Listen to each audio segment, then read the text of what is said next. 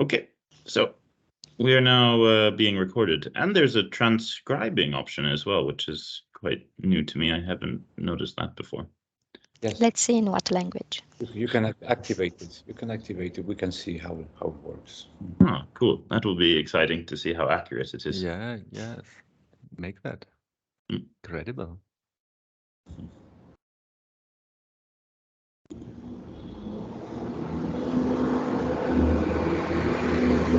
Armando, I think you have heavy cars. Oh yes, sorry, yes.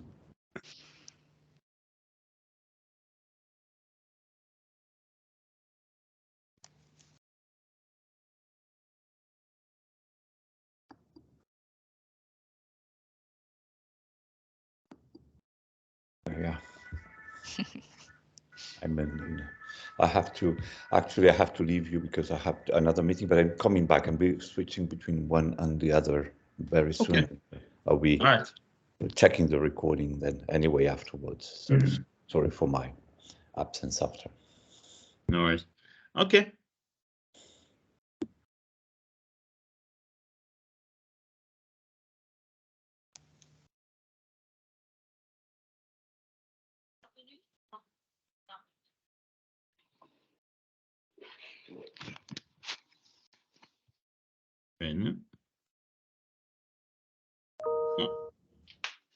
Good morning to those joining us.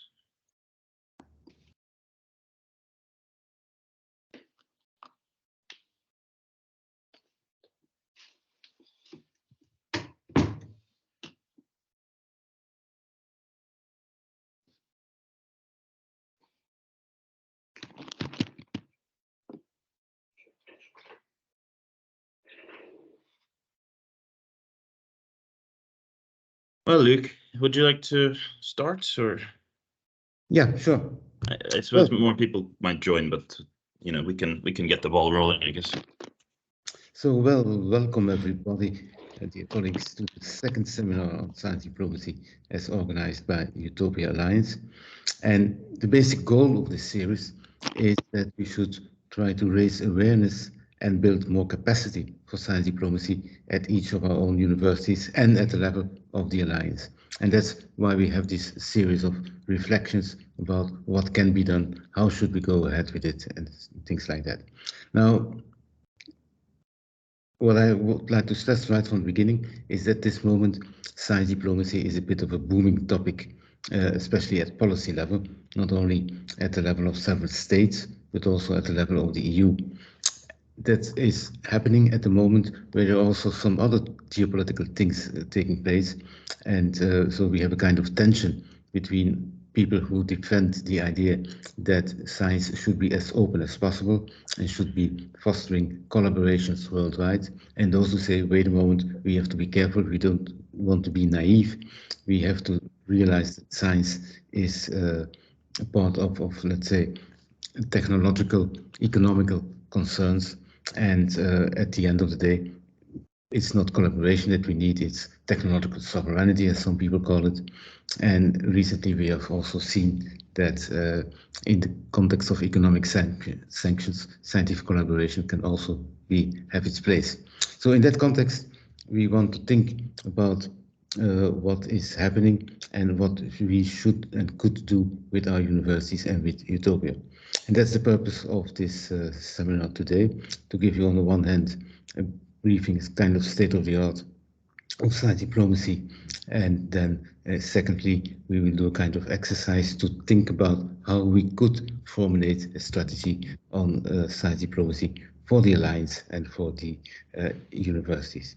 So without further ado, I will give the floor to Erik for the first part of today's session, and that will be an overview of what's happening in the field, and then afterwards we will discuss the, let's say, strategic, practical implications of that for our Alliance.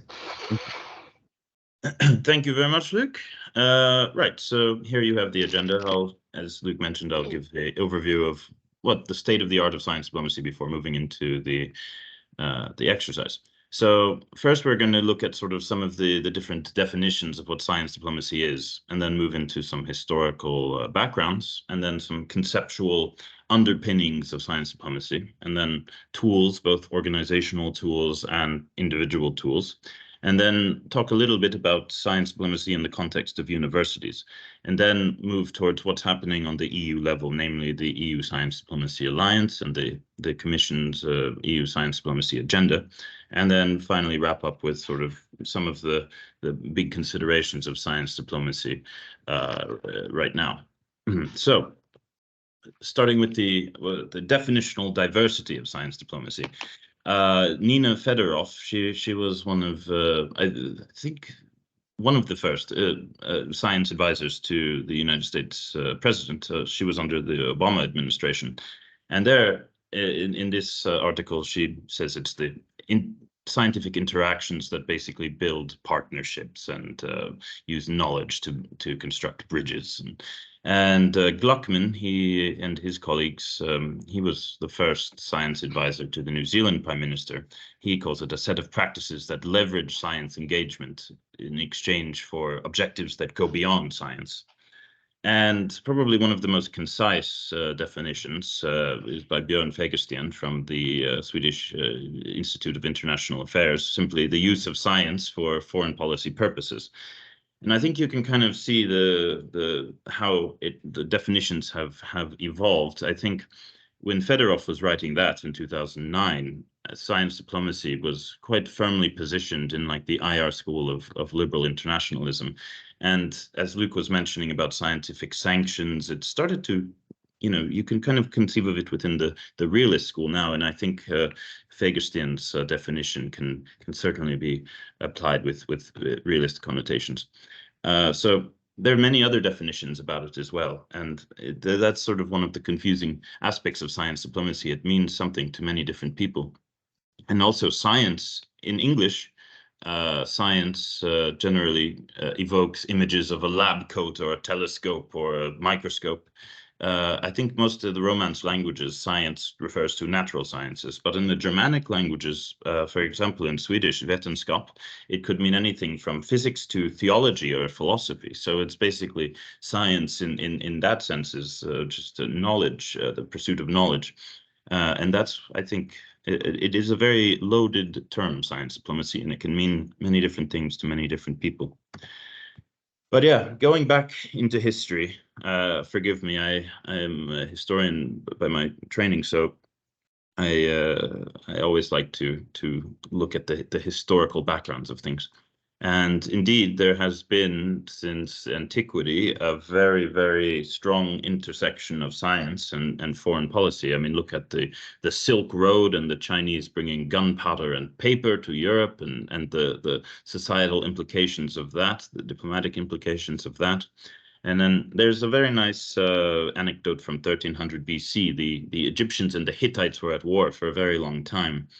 And it concluded with a peace treaty. And the first correspondence between the Hittite king and the Egyptian pharaoh was the former writing to the latter, asking for medical help to have his sister conceive.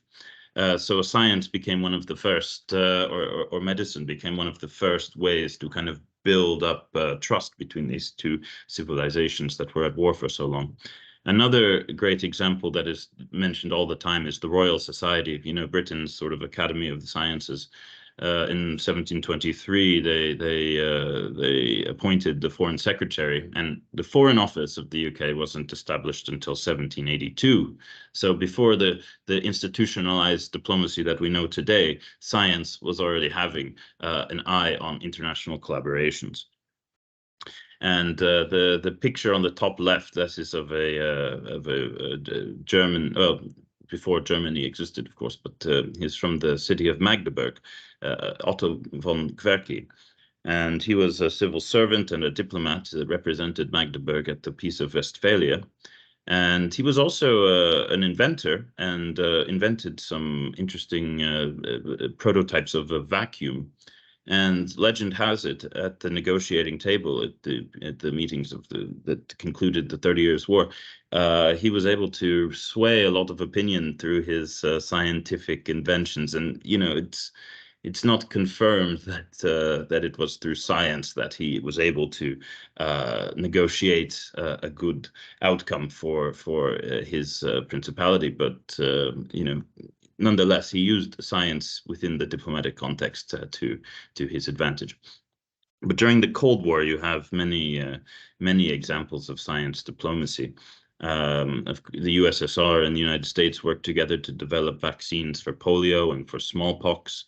And the Antarctic Treaty from 1959 was a great success for bringing countries together, regardless of political differences. USSR and US were two of the 12 countries that signed the Antarctic Treaty. That basically makes Antarctica free from any political or military objectives and reserved solely for scientific and research purposes. And in the picture on the bottom left, you have the American astronaut Deke Slayton and the Russian cosmonaut Leonov. They were from the Apollo and the Soyuz missions, respectively, and they docked in outer space and had this famous handshake that corresponded with détente in the Cold War. Slayton and Leonov, they visited each other's ships and ate together in outer space, and they spoke to each other in different languages, in their own languages. But Leonov joked that there were actually 3 languages spoken: English, Russian, and whatever language Slayton was trying to speak.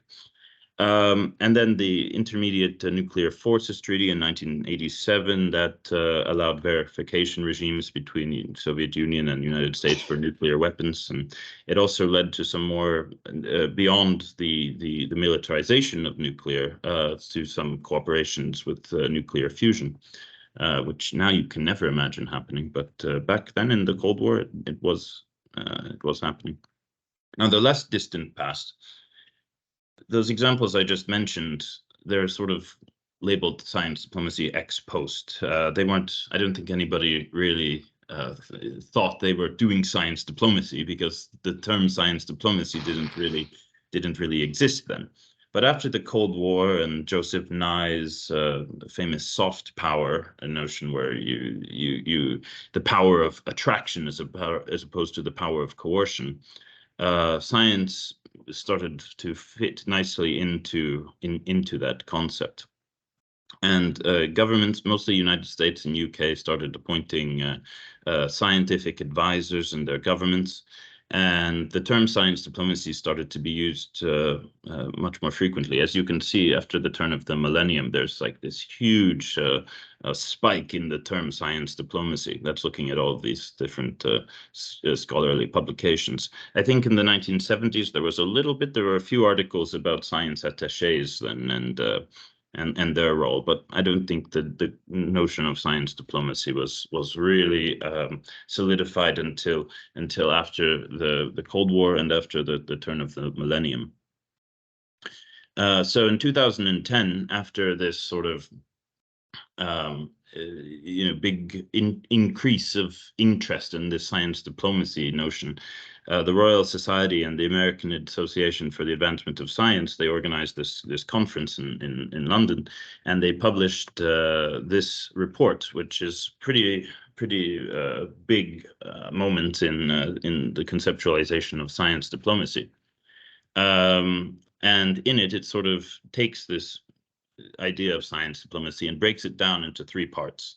So science in diplomacy, which generally is scientific advice that guides diplomatic processes. It can be science advisors in foreign ministries, or it can be the scientific research that forms, for example, climate agreements. The Paris Agreement wouldn't have been much without the input of scientists and the synthesis of scientific research by the IPCC. Nor was the Joint Comprehensive Plan of Action, the Iran nuclear deal. It wasn't just diplomats that arbitrarily agreed that uranium enrichment would be capped at 3.67%. Of course, you needed the input of scientists in that. So that's science in diplomacy. Diplomacy for science is more diplomatic agreements that that pave the way for wider scientific collaboration. I think the Antarctic Treaty that I mentioned, and quite literally the polar opposite, the Ottawa Declaration, which established the Arctic Council, I think these are very good examples of diplomacy for science. And science for diplomacy is when science or scientists and scientific projects and collaborations can pave the way for wider diplomatic agreements. A very often cited example is in 2014, when the Obama administration decided to engage a rapprochement with Cuba. There were no diplomatic relations, proper diplomatic relations that existed between the two countries, but the meteorologists of both countries had been in constant contact. So that was one channel that helped expand wider diplomatic agreements, because that was one trusted bridge between the two countries that didn't really fall down amidst the diplomatic breakdown. So now you have some different approaches for science diplomacy. Flink, he's a colleague of ours from the German parliament now, but he's formerly of Humboldt University, in 2010 wrote this very good article about the access, promotion, and influence approaches. So access, it's countries engage in science diplomacy to enhance their access to science and technology. So I think countries in the global south that engage in scientific agreements with countries more in the global north, that could be a good example of access. And for promotion, I think it's the other way around. More rich countries can promote their science and their technology and innovation to less affluent countries. And then influence is more the soft power aspect, where you can use your scientific prowess as a form of attraction. And then Gluckman, Tariki, and Grimes and Kishi in 2017 developed the pragmatic approach. So science diplomacy actions to directly advance a country's national needs. This sort of ties into what Luke was saying at the very beginning, how, you know, science for the global good, or science for sovereignty, your national sovereignty. So I don't know if you're familiar with Operation Paperclip, but that was after the Second World War, the Office of Strategic Services, the predecessor of the CIA, kidnapped or I don't know if that's the right verb, but brought lots of Nazi scientists to the United States to help work on the Manhattan Project. That wasn't science for the betterment of the world, I wouldn't say. And also in Niger, France has recently sent a military contingent there again, because 3 out of every 4 light bulbs in France are lit by uranium from the mines of Niger. So when Niger is sending scientists, France is sending scientists to Niger, it's not necessarily for actions to address cross-border interests or global needs and challenges. Actions designed to address cross-border interests, I think Horizon Europe and the European Research Area, these are very good examples of regional integration using science as a tool for that. And then science diplomacy actions designed to meet global needs and challenges. There, I think you look at United Nations, UNESCO, WHO during COVID. So you can kind of see the different levels and the reasons why countries might engage in science diplomacy.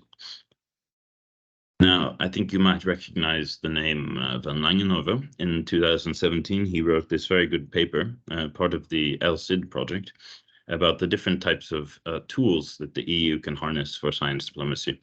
The strategic, the operational, and the support tools. The strategic tools are sort of creating a overall vision, for example, like a commission communication, like the global approach to research and innovation. And that sort of sets, that's the flag that you operate under. And then the operational tools are how to implement that, multilateral or bilateral cooperation agreements and mobility schemes and other schemes to attract researchers.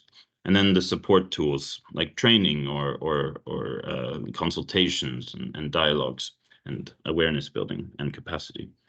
So I think this is a very good report to read, and there's little case studies of all various different countries and how they have their strategic, operational, and support tools.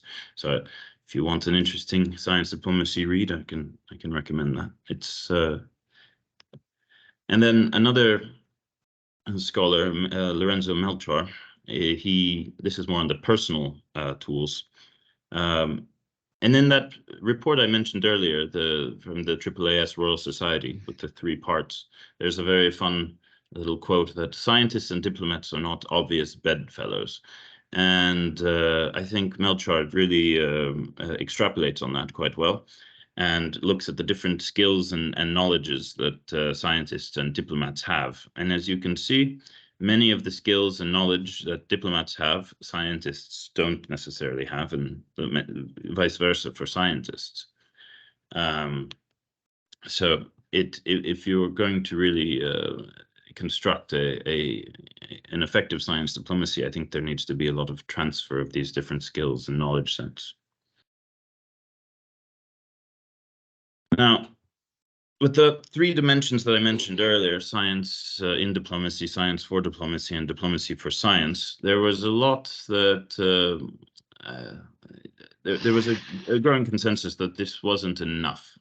And I think that was an impetus behind this article that Luc and another VUB colleague, Jean-Claude Bergelman, wrote about how there needs to be a 4th dimension, because knowledge is continuously under threat, and with anti-scientism, and then there's a great deal of fragmentation and silos between different aspects of scientific knowledge, and there needs to be a louder voice of science in societal debates, and this science also needs to be synthesized and brought to policymakers in more effective ways.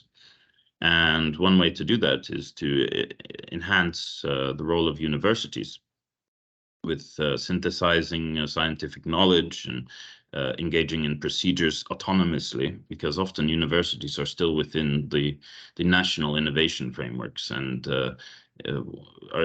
often the knowledge can be for enhancing a nation's standing as opposed to for the betterment of society at large, or the world at large, and also by organizing assessments of science diplomacy.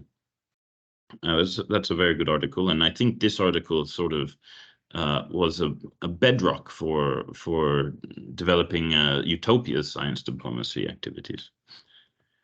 And I once wrote a paper about the role of science diplomacy in universities, and as vanguards of the global commons of knowledge, and using the international intergovernmental panel on climate change and the intergovernmental platform on biodiversity and ecological services, both UN bodies that synthesize vast amounts of scientific research into policy recommendations. And universities, I think, could probably learn some interesting strategies from that. And universities are also a bridge between the local and the global through exchanges. They're allowed to bring people from all over the world to the campuses, which are also very connected to local communities. And of course, all of these multilateral agreements developed on the international stage, for example, the UN 2030 agenda with the Sustainable Development Goals, those are conceived on the global stage, but they've become nothing if they're not implemented on the local level. So universities, I think, are uniquely positioned to help the implementation of those on a more local level. And the science diplomacy culture, when I was mentioning before the Melchor slide with the different skills and tools that scientists and diplomats have, I think a big way to bridge that gap is by developing more of a science diplomacy culture. And there's this Austrian-American business scholar, Peter Drucker, says that culture eats strategy for breakfast. So we can strategize about science diplomacy all we want, but if we don't build a science diplomacy culture, I don't think it's going to amount to anything. And universities, I think, are very key in developing that science diplomacy culture. And also expanding opportunities, as they call it, strategic reorientation and breaking down silos. So these are just some ideas that I had that my universities are very important in the field of science diplomacy. So the EU, already back in the Horizon 2020 framework, started to become very interested in science diplomacy, and they funded 3 projects: ELCID, European Leadership in Cultural, Scientific and Innovation Diplomacy. That actually Luc was leader of, and it was a VUB that took the lead on that project. S4D4C, which was based in Vienna, with the Center for Social Innovation taking the lead, and INSIDE, Inventing a Shared Science Diplomacy for Europe, which was based in Paris at the Sorbonne. These 3 projects all really looked at science diplomacy from all angles, and lots of very valuable outputs came from all 3 of them. And at the end of the INSIDE was the last one. And when all of these projects concluded, they joined forces to form the EU Science Diplomacy Alliance. And here you can see very small, all of the different members. Tomorrow we're actually having the Alliance's General Assembly, and we'll expect to add a few more members to it. But it started off just with the 3 projects and the different partners within those projects. And then since we've grown to include lots of different stakeholders around Europe. And these are sort of the objectives of the Alliance: to connect and nurture science diplomacy, raise awareness, catalyze debate, just monitor activities, and to promote knowledge and exchanges, and also collaboration, and also to serve as advice for policymakers and stakeholders. In the context of EU science diplomacy, there was a Commission communication from May 21, the Global Approach to Research and Innovation. And it called for a stronger focus on science and technology in the EU's foreign and security policies in terms of science diplomacy. It was quite an achievement for us in the science diplomacy community for it to be given such a high standing in a legal document. And a few months later, the Competitive Council called for, based off this global approach, she called for the Commission and the External Action Service in concert with other stakeholders to develop a European science diplomacy agenda, which is currently in its conception phase, or its phase of development. So there are 4 pillars of it. Using science diplomacy to tackle geopolitical challenges in a fragmented multipolar world. And that's the first one. The second is making European diplomacy more strategic, effective, and resilient through scientific evidence and foresight. And then the third is strengthening science diplomacy in delegations and embassies and fostering the EU's global science diplomacy outreach. And finally, building capacity for European science diplomacy. So within all of these pillars, there's lots of sub-pillars, and working groups will be meeting and trying to devise ways forward for it. And well, I think this is something very important to consider for Utopia, because it could mean that there's going to be some demonstrator projects, and perhaps if we get our act together, we could maybe even pursue some of those. And here's the steering agenda. On the EU level, you have both science and diplomacy stakeholders, and our colleague at the DG RTD, Jan Marco Muller, he will be leading from the EU side for science, and Laurent Boscheru from the EU delegation in Moscow for the diplomacy side. And then we have some member state representatives. It's good that we have supported by some of our Spanish colleagues, because of course Spain will have the next presidency of the EU, and they are it's expected to put science diplomacy very high on the agenda. And then from the academic community, Luc is the main voice of that in the negotiations for the agenda, also supported by other members from the EU Science Diplomacy Alliance. So, and then this was just a nice message that was taken from the overview of the agenda. The challenge and opportunity to invent a modern science diplomacy that is fit for the strange world we live in. And then, of course, lots of illustrations of the strangeness of said world. So my final slide, the current state of science diplomacy. As I said earlier, since its initial conceptualization, science diplomacy was very well positioned in this sort of liberal internationalism lens, where, you know, it would just sort of build these great bonds of trust and mutual understanding, because science is objective and all scientists speak the same language of objectivity and rationality. And it was quite an optimistic lens that it looked at it through. But really, since the war in Ukraine, there's been a big shift, I think, in science diplomacy, where scientific sanctions are really a tool within the hard power arsenal. So you really see this realist perspective re-emerging, and science diplomacy actually being also a hard power tool. And my colleague Sam Robinson referred to this as the emergence of the post-naive phase of science diplomacy. And it sort of leaves behind this the perspective of Fukuyama, who at the end of the Cold War said we had reached the end of history because all countries are becoming liberal democracies, and liberal democracies don't go to war. And, you know, we've had a bit of a rude awakening lately, and science diplomacy is coming to terms with that awakening. And with the EU, it's really since the Lisbon Treaty, since its inception, it's been a normative power without much hard power tools at its disposal. But now we're seeing defense procurements and talks about establishing an EU military, and this normative role of the European Union is becoming sidelined.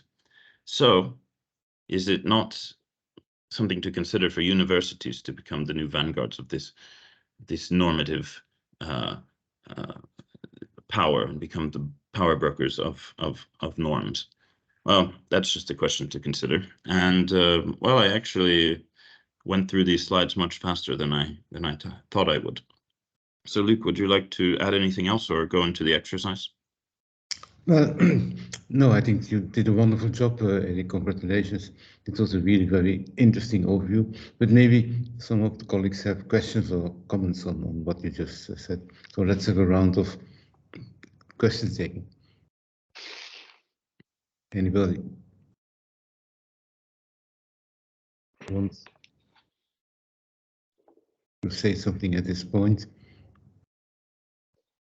at all?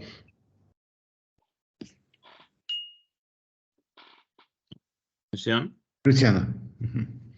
Thank you very much. Thank you, Eric, and thank you, Luke, of course. Well, there are so many things to say, and I started to learn about science diplomacy from Luke, of course, a few years ago, and he was also always so enthusiastic about this idea, and we understand now why. It is, I think, a very important, and I think we can't do European alliances without science diplomacy or without thinking of science diplomacy. And I'm thinking of the discussions we had in Lisbon, Eric, you know, with in those sessions, especially with our associate partners.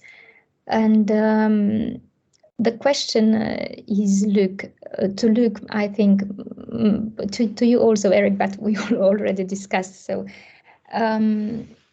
we are today 44 European alliances, and I think the role that we have, or the roles that we could play in the future, are not always quite clear. And I think also there is some kind of shyness from our side to say, hey, we are here to do also science diplomacy. But if we look at the definitions you gave, Eric, of course we can fit in so many ways. And it's about building a stronger Europe. It's about building a stronger European identity in Europe and outside Europe. How should we fit into all that as Utopia, as a European alliance? I know that we said, and I think it's very important, that the first step is to create awareness and capacity. This is what we do with these seminars. How should we imagine the future on this path, dear friends? Eric? That's a very good question. I think going back to Luke's slide about the tools for science diplomacy, I think right now we're just using these are just a support tool. I mean, we're building awareness and capacity building through these seminars. But perhaps if we're really going to harness it, we need to also have operational tools and strategic tools as well. And I suppose it doesn't always start from top down. In this case, it will be bottom up. So perhaps we can use these seminars to help discuss what could be operational tools and what could be strategic tools. And I think if we have a good strategic objective, then then it all comes together. But first we have to kind of build capacity, and then perhaps we could move towards developing more strategic objectives. But I think Luke probably will have a very more insightful answer to that. And not really. I think you answered it quite good in a way. That the whole issue is that we have to find a place for universities to be involved in science diplomacy, which means not only doing as the state says that we should be doing things, but also to have a critical, let's say, critical take on the whole issue of science diplomacy. So, because basically one of the things I miss so far in the whole emergence of science diplomacy as a policy concern is the academic underpinning. We have no real theories that explain how science diplomacy can work or how it should be working and things like that. So for me, that would be a first element of working towards a strategy, that is to make sure and to see how we can make sure that science diplomacy is an academic topic in itself. Secondly, there is a relation between the concerns of the state, because you see it's mostly state-oriented organizations that are waving the flag of science diplomacy, but we also have the idea that science can work for the global commons, which is beyond the state, the individual state interest. And there I think it is up to academics, it is up to universities to take the lead and say we are not only working for state concerns, but also working for the global commons.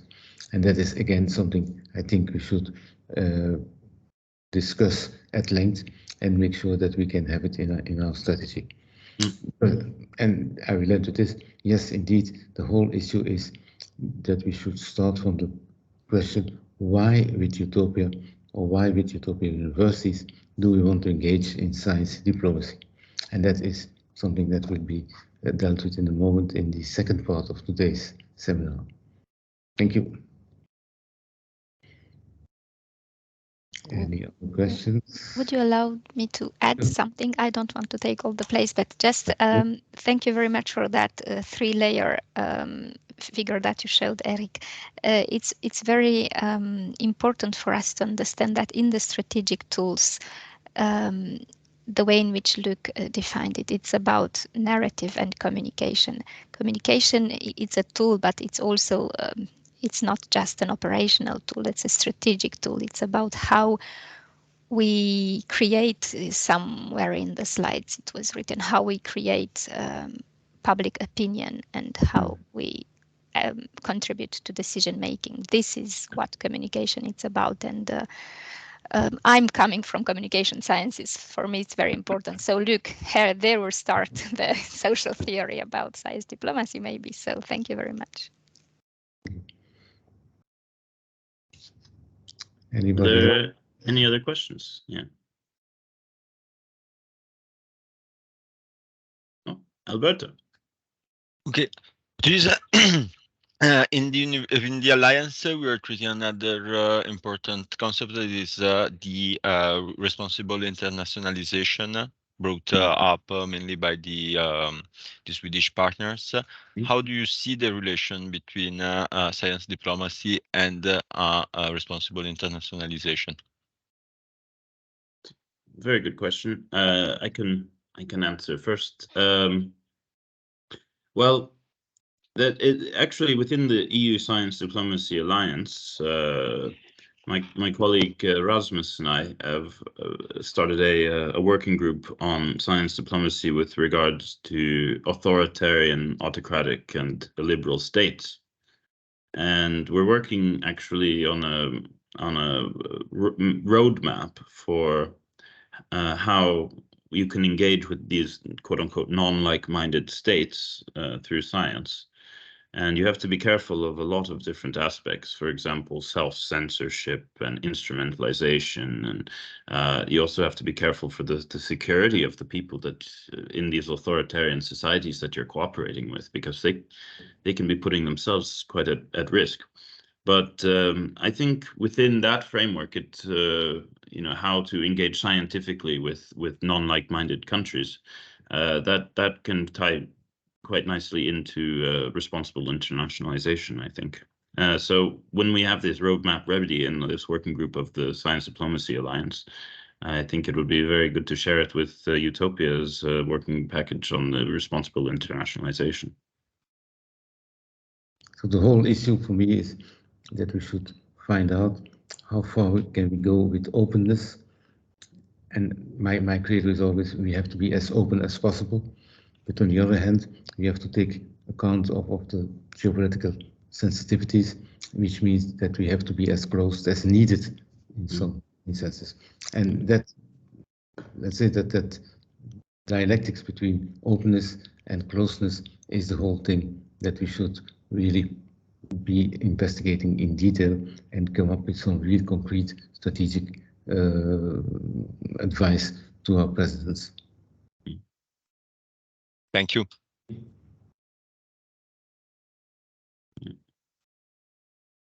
Just a interesting side note, actually. Since 1979, the United States and China have had a science and technology agreement, and every 5 years it's reviewed. And it's just coming up for its review now. And for the first time, they're talking about not renewing it and just essentially stopping all scientific. The U.S. Congress is talking about halting it and stopping all scientific agreements and cooperations with China, because that Chinese spy balloon they suspect was using technology developed through a science technology agreement project with meteorology between the Chinese and the American meteorological agencies. They developed some weather monitoring balloons, and they suspect that the spy balloon was part of that. But I don't know if that is a reason to stop all cooperation. I think there should be certainly safeguards to ensure that dual use and intellectual property theft are really prohibited. But to stop cooperating altogether, I think, is quite a tragedy. And so, indeed, you have to be responsible in the internationalization. But I don't think it should stop. And unfortunately, it seems to be stopping across the board. I mean, I've traveled up to the Arctic a few times to see what had happened after the Russian invasion of Ukraine. And up in Tromsø, where there's the Arctic Council, there had been 30 years of enhanced cooperation between Russia and the other Arctic states. And that has been, excuse the pun, but all put on ice but the ice is melting, and Russia accounts for 48% of the Arctic. And it's just an example of politics getting in the way of scientific cooperation. And that I don't think is responsible internationalization of science. Sorry for the tangent. No, great answer. Thank you.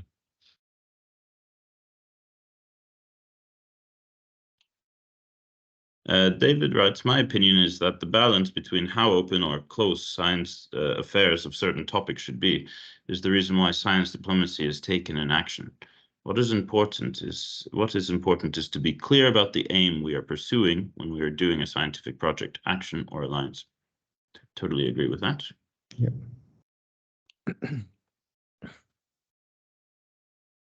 Okay.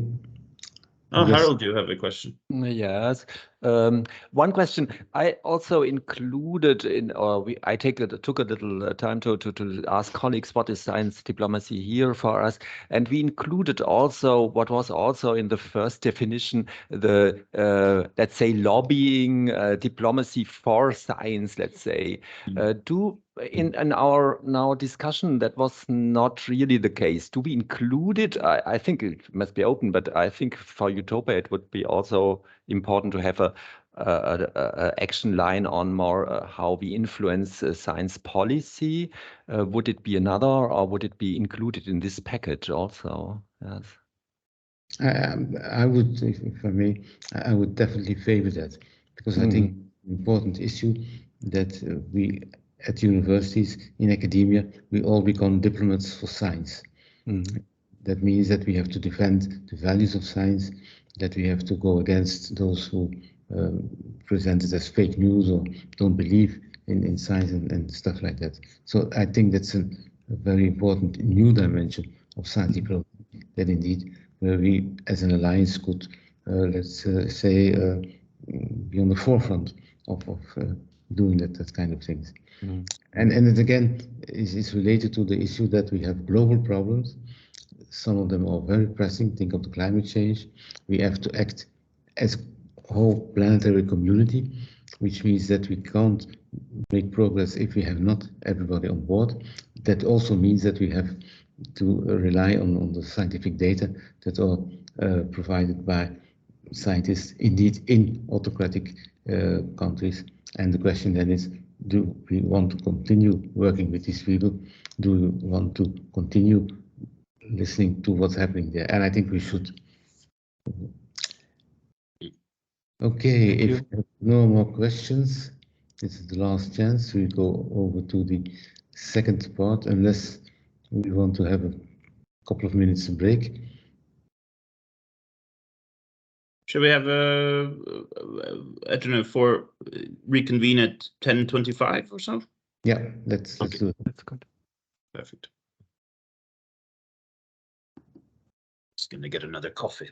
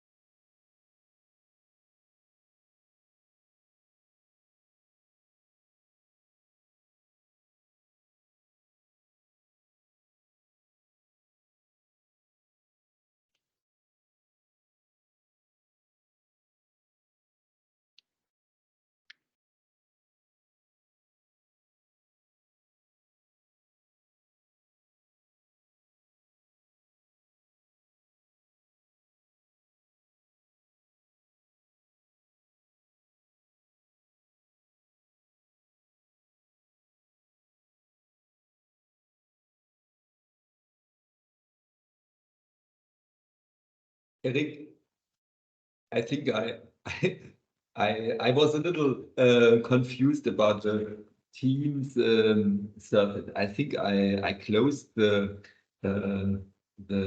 presentation. But don't worry. It's easy to upload it again. I'm used to Zoom, and then I was wondering. I did not see anyone, but now I see you again. Yes. Yes, Teams, Zoom, WebEx. There's all of these different platforms, and they have all of their own little idiosyncrasies. Yeah. It's hard. You're forgiven. I often make the same mistake. Okay, thank you. I wanted to know where can we access this recording of the seminar? I don't know. I could put it on the SharePoint. Yeah, that would be great because some of us missed some part of it. Oh yeah. And I think some others are not attending the seminar because of other inconveniences. So they would like to know what exactly has been discussed in the seminar. So it would be great if we have some kind of an access. Absolutely. To this. Since I saw it's been recorded, I thought I'll check with you if there is a provision that we can access it somewhere. Yeah. Yeah, that's I think the SharePoint probably would be the best. And I'll also put up the PowerPoint yeah, slide that would as be well. great. Yes. Thank you so much. No worries. And if you speak about SharePoint, it will be in which, is there what do you say, a place where science diplomacy, or is it in a work package? Oh, it's it's in WP6. Oh, WP6. It's a, yes, in WP6, science diplomacy is a sub-work package. Yes. Thank you. Yeah, so indeed, because unfortunately, well, we're still a good group, but not very big. And maybe if you want to share what was discussed here to other colleagues, then yes. Yeah, as I said, Eric, for me it's mostly to see who will be the most appropriate to be in, and I see we might have scholars also in the field. Yeah, exactly. But yeah, thank you for sending the questionnaire, Harold. Yeah, and not just that, just as we discussed the other day in Lisbon, I mean, this could be like an introductory presentation for people who want to know what science diplomacy is, or how are we going to define it. Yeah, exactly. Well, I suppose that's what the exercise can sort of start at picking away at. Looking forward for that. Let's put up the PowerPoint again.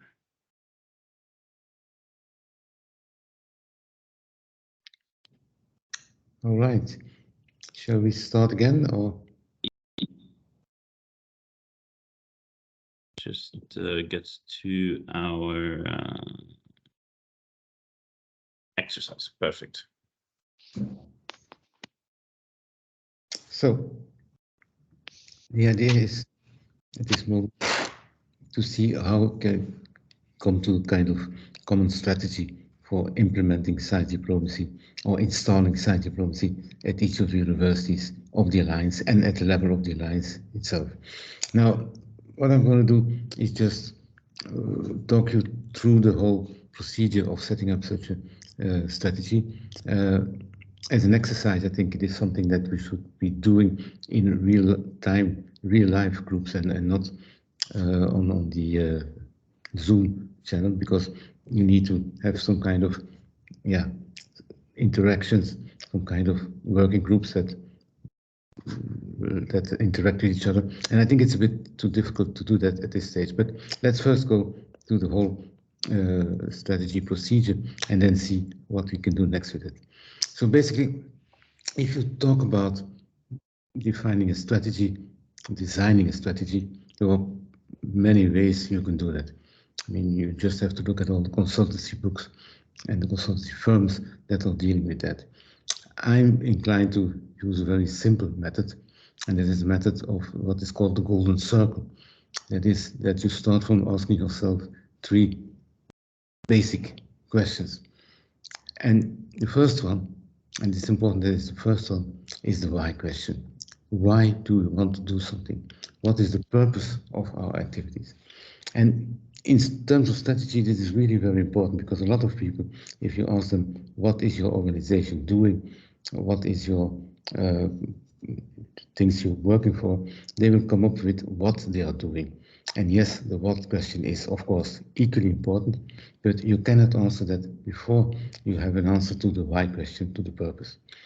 And the second question is then, how do you do it? What are the processes that you want to do? So for instance, with EUTOPIA, we say we want, our purpose is something to create an alliance of our universities and do things together. How we do it is by means of, let's say, the connected communities, and then we have different outputs that are related to that. It's a very simple way of thinking about strategy. It's not a panacea that solves everything, but I think it's a good start. So if we can have the next slide, please. So what is on the, what should be on the agenda at this moment is that we work towards a text that can be submitted to the president, and where we find answers or formulate answers to 3 questions. First question is, why should EUTOPIA engage in science diplomacy? How should we do it?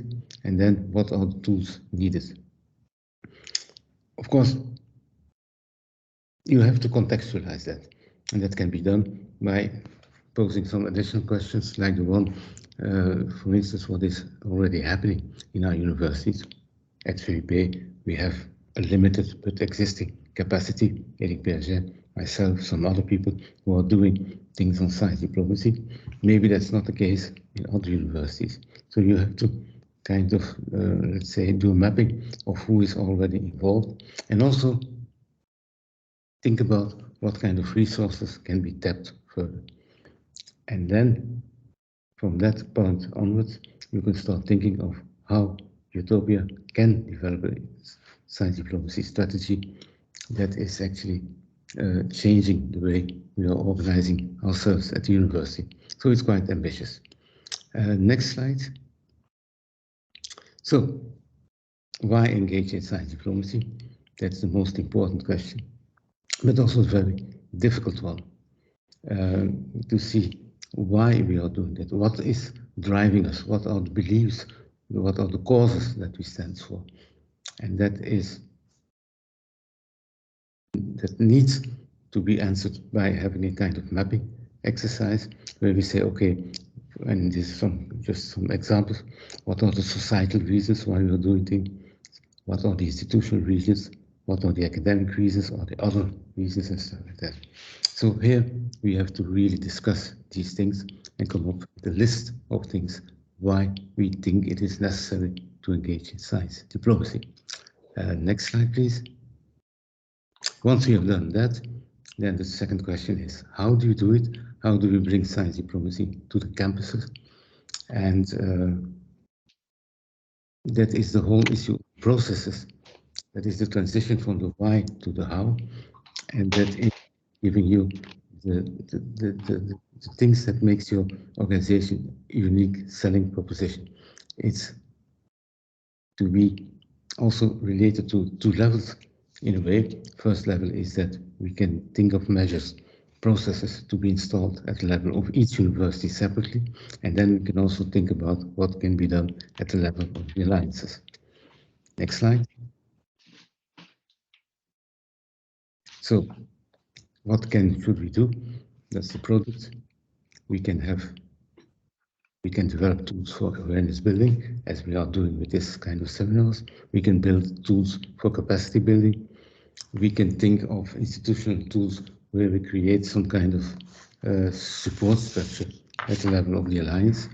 And then we also have to think about how we can work towards networking of different universities.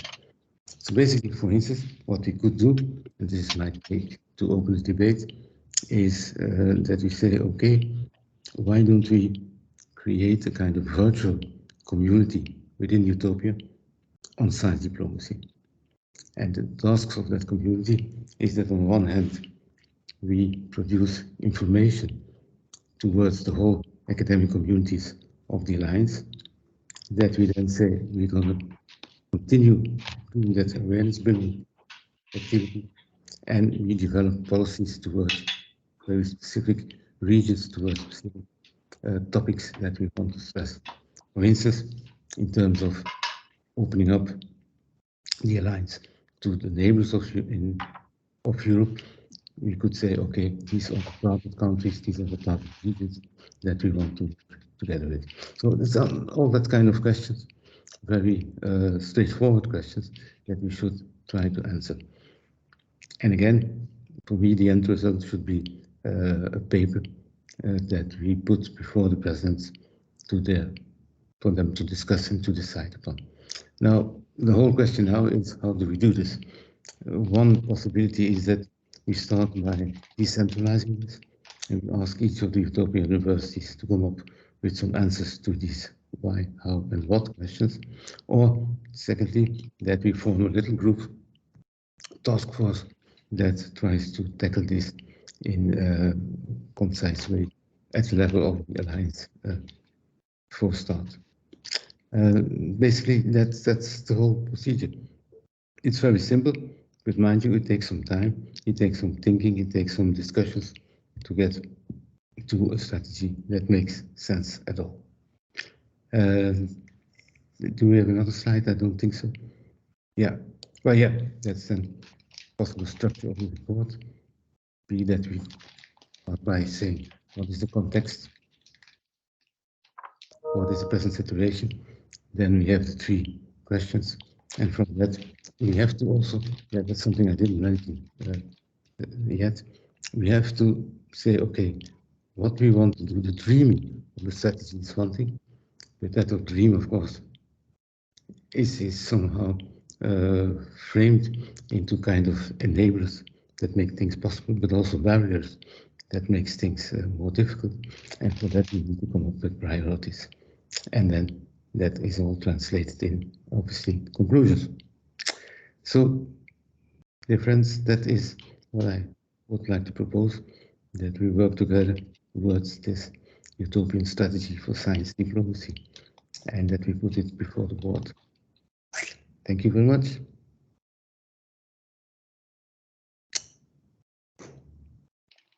Well, concluding remarks is basically that at this moment we could start doing the exercise, we could start thinking a little bit about it, or we can think of a way of, or I mean, we have several other seminars to go.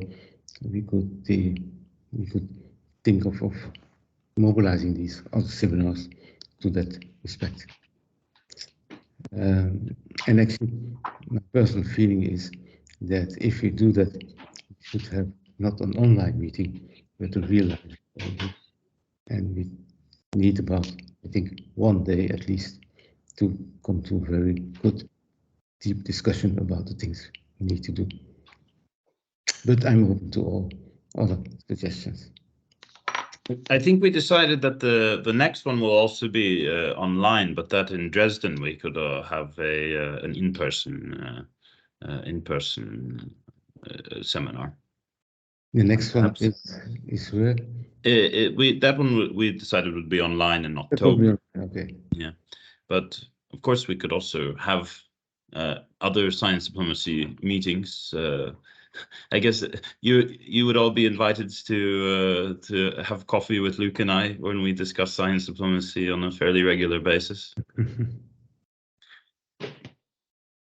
But I suppose, Harold. Yeah. Yes, only for one comment, because you said with a physical meeting and all. I find we are now we are at the beginning to put together elements for Dresden in December. But I think only my personal opinion that this would be a top, and we try perhaps to identify also topics, cross work package topics, and I think this is really a very interesting cross workshop work package topic, which could also be interesting for a broader public. We should really then speak about the format that you want, perhaps the internal and then more broader meeting. But it's only my reaction on this proposal to have here a event in Dresden or Absolutely, we should have a meeting in the coming weeks or soon, and try to work out specifics about that. But indeed, I think there's a lot of potential to apply science diplomacy across many activities of Utopia. We're talking about responsible internationalization. There's also the sub-work package on the Balkans, and Luke and I, through the EU Science Diplomacy Alliance, have many colleagues that are working right now on science diplomacy in the Balkans. So, and actually, I spoke to Elke about that, Luke, and she was very enthusiastic to hear that Utopia has a focus on Balkans, and she really would like to organize a meeting between the people involved with that. Very good. Luciana. Thank you very much. Thank you, Luc and Derek, for this methodology to engage Utopia in science diplomacy.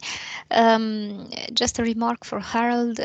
Yes, indeed, for next Utopia weeks, the way in which we said we wanted to work is not focus on sub work packages and work packages, but to give general thematics and engage people in that. So some of those were already quoted, but of course we have to also quote the global partners, future global partners, and associate partners and external stakeholders. We have lists of should I say satellites of Utopia that need to be included in these very insightful discussions about how we develop our alliance. And also, let's think of the people inside our universities. As Harald said, that he was here to identify maybe potential people in Dresden that will be involved in these discussions. I know we have also students here today present, and I think that is great. I don't know if you would like to say something. You are welcome to tell if everything we said is interesting for you or would be of any interest in the future. We think it's great to have students involved in the actions of Utopia, because Utopia as a European university, it's all about students. It's not about only about ideals. It's about how these ideals get in touch with the students. Okay, now I would also like to give you more broad perspective of how things will be done. But before, maybe David, if you want to speak, I see a hand raised. So I let you. Yes, thank you very much. I was invited to the meeting. I'm being collaborating with VVV for many years. I think I started in 2010. Just that maybe I'm strange. I'm a stranger to the group, and I've been participating at the VUV in the different roles, as a PhD student, as a researcher, as external collaborator, and also helping them in some international and diplomacy issues. When I hear the conversation today, for me, it's a wonderful opportunity that Utopia has to show how science diplomacy works. I'm sure that there should be some examples already that maybe we can identify in our universities, and that we can focus through the general definition of the European Commission that gives to science diplomacy to the three cases. The ones that diplomacy for science, or how diplomatic actions help us to achieve international collaboration. And this is something that I think many universities can really address in some of their own particular examples. Also, what it's a science for diplomacy, that how we are building bridges and how we are setting a common goal. And the third one, that science and diplomacy, that of course here we are helping to influence or to have a good at least the right elements for decision making in the policies that we are facing at the level of Europe. No, involving students, I think, is very relevant. I think if a student can be aware that the role at university is beyond learning, and especially for graduate students, that is beyond just doing science, that science has a purpose, and this purpose goes into the communities, goes into the society, they will start acknowledging and acquiring skills for science diplomacy. So I really find very excellent everything that has been presented here. My opinion maybe will be that maybe we can identify some already successful cases, and maybe that for the meeting later we can also set some challenges in these 3 areas, that how EUTOPIA can show that science diplomacy works and can lead by example to other European alliances. That would be my comment. Very good comment. Thank you. Maybe all 4 dimensions. Yeah. So the classical 3, but the 4th imagined by Luc. Yeah, the diplomacy Yes, in science. Yeah.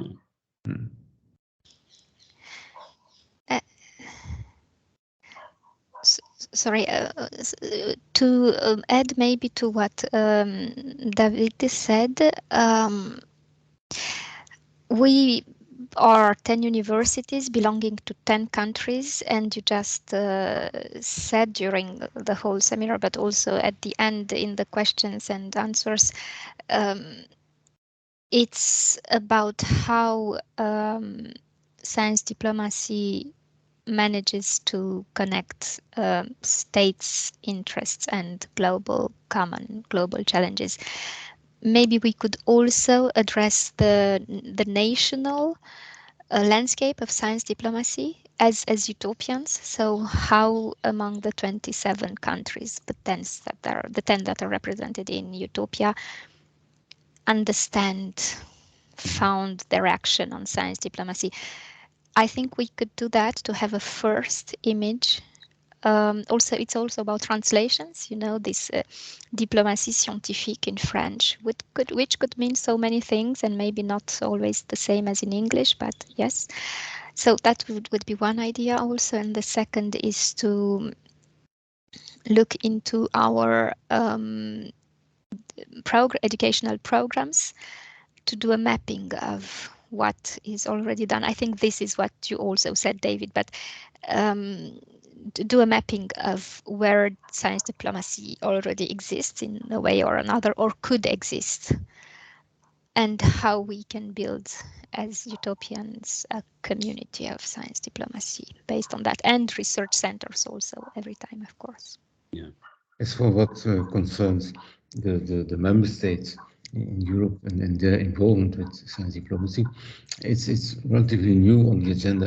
And actually, next month, the Spanish presidency will organize a meeting of the research ministers in Santander. I think it's on 27th of July, and they will have a discussion there on science diplomacy. And this is one of the first possibilities for member states to speak up and to tell their colleagues what they are doing exactly. So that will give us a very good basis of what is at this moment the sensitivity at the level of the member states. Absolutely. Yeah, it would be good to devise a list of different metrics as well, of what science diplomacy metrics, and then we could have every partner of EUTOPIA fill it out, and then that would give us a very good understanding of sort of the current the state of engagement in science diplomacy amongst the universities, and then that could go very nicely with what is discussed in that ministerial meeting as well. So from a university perspective, and then that's from a supranational EU perspective, involving all of the different national perspectives. I think that gives us a very good sort of multi-layered understanding of the landscape. Luciana? Yeah, sorry again. What you say, Luc, I didn't know about this meeting that will be held in July, but it's interesting to see that the science diplomacy is understood as a path for research or in research. I don't know how to say that. And I would like to say that in France, we have this gathering of universities, and science diplomacy is a topic discussed there by the research subgroup, which is, of course, very interesting and very much needed. But I would say, why not the internationalization subgroup, or why not, general educational landscape subgroup? It's just for us also a topic to discuss, maybe. Harold? Oh, yes. Thank you. Yes, perhaps 2 points. One more formal, because I saw a little question in your presentation, how to proceed, and if it would be a small group that is coming up with a proposal of a text or more a general thing. I can say, I think for TU Dresden, it would be preferable to have the first way to come up with a proposal. I think it would be possible to have opinions about it and to add some points, but and it would be easier for us, I think, in this way. And then a second thing that is more on the content. I saw also in different universities that there are some, or we have this level we spoke about today more on a meta level. What is science diplomacy, and a general diplomacy for open science, etc. There's another way. I ask if it's included, and for me it should be included. That is also to have some on some scientific fields, special scientific fields, some influence. And there, in my experience, it's more exceptional scientists that are very well communicating and that are really respected in their field, that have a lot of influence. And we could also include something like it's a little difficult, but to see what we have as a potential in EUTOPIA with such scientists that are on this side of policymaking and scientists and scientific research, and to see if they can have the awareness also to influence or to speak for the community that is to be built in EUTOPIA. Good point. David? I wrote it, but I will just read it. That a proposal that I could place on the table is that maybe the exercise can also help that EUTOPIA can define a shared understanding, because definitions, of course, there are many, but we can have our own definition, a shared understanding about how science diplomacy is a tool. For me, it's important to use the word tool, because that helps everybody to say, this is something that I can use. This is something viable. This is something that will help me to achieve something. And that this tool helps us to contribute to solving global, European, regional challenges or problems, as we want to call them, no? Because at the end, we as European universities, we aim to improve the quality of living. We aim to improve on the challenges that are placed by the European Union and that are common to the world. No, so I think that would be a proposal. No, that we also construct this common understanding that can go through all the areas of our universities.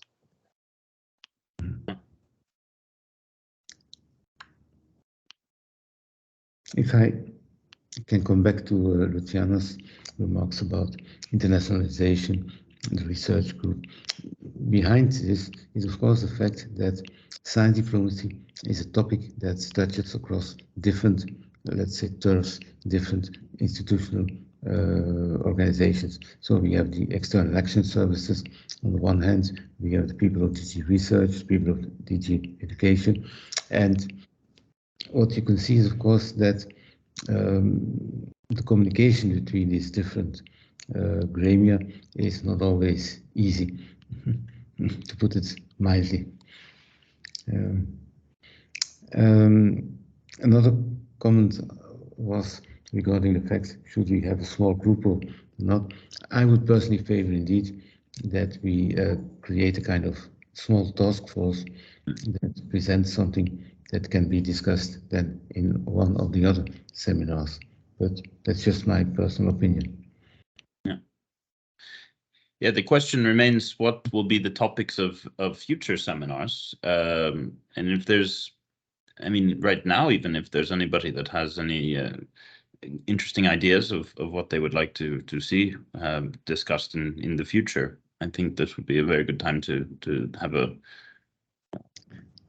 hear some ideas if you have any. Yeah, go ahead. Sorry, Luc, you already have these ideas. Just to say that in Utopia, we planned 8 seminars during the 2 first years of the project, second project, the one called Utopia More. So it will be 8 seminars, and the purpose is to create the capacity. And then in the second half of this period of this project, we'll have a major conference. Well, it was called like this, or Armando, I don't know the title exactly. A global conference, I believe we called it. And the purpose of the conference is to provide some solutions to some specific issues and challenges. Right. Indeed, but I think the idea of maybe beyond the seminars, if there's appetite for creating a task force and try to figure out ways that we could harness science diplomacy even further than just building capacity. So what I would propose is that we have indeed a small task force, and that task force provides a report. That report is then discussed at one of the next seminars in the series of 8 that we have. On the other hand, there are plenty of other topics that we could have as specific seminars. One of them is of course the opening up to the Balkan and to the eastern part of Europe, including the STAN countries. Another possible very delicate topic could be the sanctions, and especially what we should do, what can we do vis-à-vis Russia and Ukraine. That is also a possible topic, etc., etc. Scientific relations with China would also be very topical and very lots to say about that. Maybe global north, global south relations. Also excellent, yeah. Indeed, that's becoming more and more of a hot topic in science diplomacy literature, is the engagement with the global south. Just complementing that, because I think it's great what you have just proposed. And it was stated already in the talk that the next presidency that starts in a few days on Spain, it's also attached to a particular agenda, that it's the Renew agenda with Latin America. And it will be interesting that Utopia put a topic related on the cooperation between Utopia and Latin America within that the next 6 months. That it is really part of the agenda that is going to be encouraged by the Spanish presidency. And also add to that the Francophone university networks, Agence Universitaire pour la Francophonie, started 2 years ago this francophonie scientifique way of thinking. So they have these very general meetings yearly. This year it will be held in Quebec. and we'll be there from CY, and we'll also speak a little bit the voice of Utopia, of course, as always. It's quite interesting because it was never on their agenda. So they said science diplomacy, non, diplomatie scientifique, donc francophonie scientifique. They don't have a very strong definition yet, but they have many ideas. So you see, South Latin America, Francophonie, is it about a multipolar world? We should ask ourselves maybe that global north, global south. There are many poles in the world today.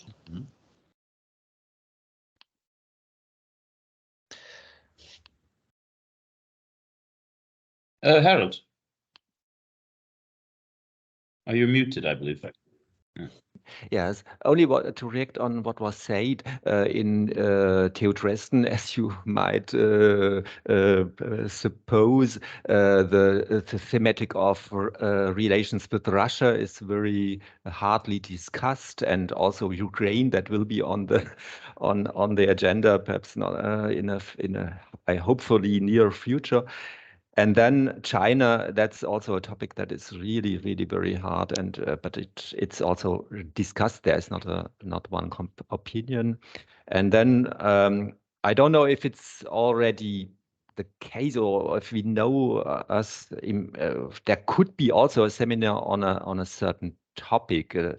Climate change is not very original, and I don't know if we have really in our universities the scientific power to get in. I know that Saclay is very active on this point, but there might be another topic that our universities are a little naturally in and could also scientifically have a certain influence on the global policies. Yes. It's a very good idea. Yeah.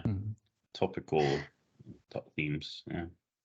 And how about welcoming refugee researchers in our universities? It's about Ukraine, but not always, not only, sorry.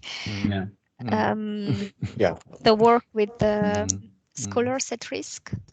Some of our universities work with them a lot. National measures, transnational measures, and it's about universities engaged in the science diplomacy general path. We already worked with them a little bit for a common statement, I remember. David, your hand is up. Yes, sorry, I was mute. Just on a personal opinion, that if it's possible, and it would be a great contribution, that we can show that science diplomacy has not this connotation to go only to global conflicts or to global problems, but science diplomacy is also that can help to improve regions, to improve small societies, and that this gives the opportunity to all members in a university, if they understand what is science diplomacy and that science diplomacy is at hand, and that they can use the different mechanisms, tools, and resources that university has, they can really bring a contribution in a small dimension that they might not have considered. Absolutely. Luc? Yes, I just wanted to flag another thing about the Spanish presidency. That is that they will be organizing in December in Madrid a big conference on science diplomacy. And I'm sure that if we would approach them and if we say that we want to do something in parallel with that conference, we could organize one of the seminars of Utopia in Madrid at the time of the conference. Very good idea, I think. Yeah.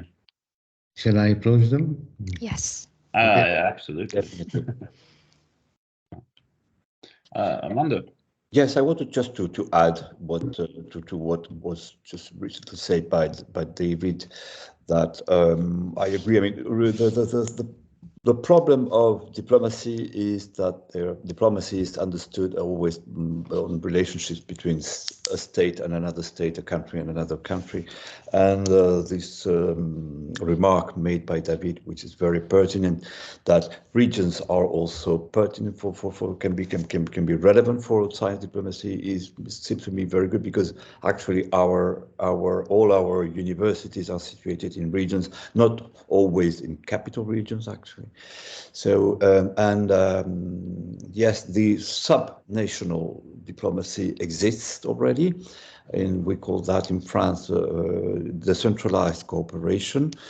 But I mean, we can also try to conceptually work the science diplomacy as a kind of decentralized or the decentralized cooperation from region to region, but with an influence on the global or the national level, with some influence on the national level.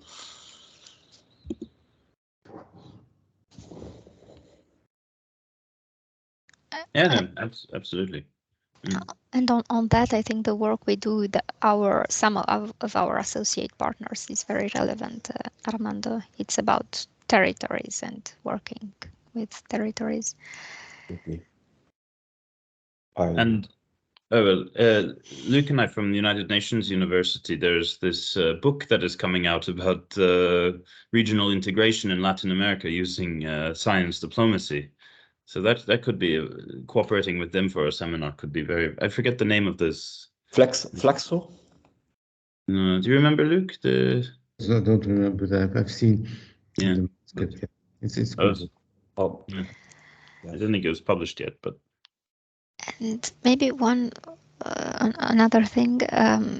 In January, I think we discussed EUTOPIA as a member of or partner of the EU Alliance for Science Diplomacy. Is that possible, relevant? It's definitely possible, and I think also it's very relevant. So we could indeed apply, and that's a very simple procedure. There's a one page that we have to fill in, and yeah, I think indeed it would be nice if EUTOPIA could become a member of the alliance. Absolutely. You send it to us, and we try to fill in. Yeah. Yeah, okay. I have all of those documents. I can send them to you. Very well. We can discuss it tomorrow at the General Assembly as well. Yeah, yes, please. Thanks a lot. But we will have to wait until the next General Assembly. Of course. To be accepted, but I don't think that will be any problem. Okay, I think we've already generated quite some interesting ideas. I don't think we have to prolong the meeting. And we can. It was a nice and succinct meeting.